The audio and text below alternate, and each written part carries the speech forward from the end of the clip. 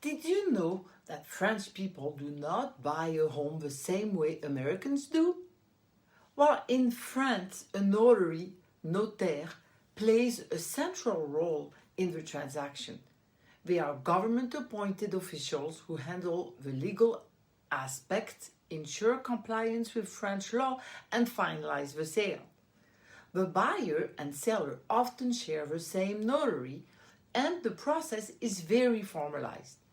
In the US, transactions are typically handled by real estate agents, title companies, and sometimes attorneys. Notaries in the US are used for document authentication but have a limited role compared to the French notaries.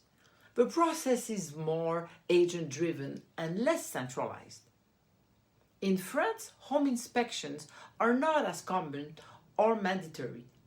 Buyers may rely on the seller's disclosure or their own judgment before finalizing the process.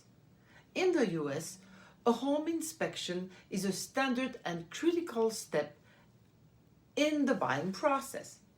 Buyers typically hire an inspector to evaluate the conditions of the property, and they can renegotiate the price or request repairs based on the findings. In France, buyers typically pay higher upfront costs, including notary fees, which can range from 7 to 10% of the property price, and various taxes. These fees are factored into the buyer's overall budget from the beginning. In the US, buyers pay lower upfront costs compared to France. Closing costs, including title insurance, escrow fees, and lender's fees, usually range between 2 to 5% of the purchase price, and property taxes are often prorated at closing. In France, mortgages are typically fixed-rate loans for the entire term, and lending requirements are stricter. French banks often evaluate a buyer's debt-to-income ratio, and most require that housing costs not exceed 30 to 35% of a buyer's income. In the US, mortgage options are more diverse, with both fixed-rate and variable-rate loans available. Buyers have access to various terms such as 15-year or 30-year loans. Foreign buyers in the US may face higher down payment requirements, often 30% or more. In France, offers are formalized with a preliminary contract, compromis de vente, that legally binds both parties early in the process.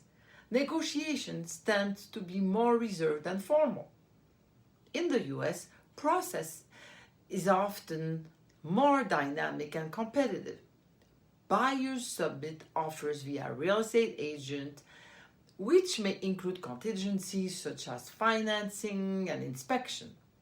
Bidding wars are more common in hot markets like we have in Denver, where buyers may need to offer above the asking price to secure a property.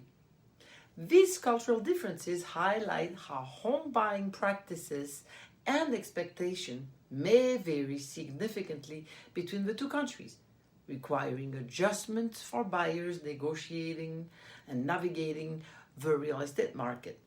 So don't forget to submit to my channel and comment below, and see you next time.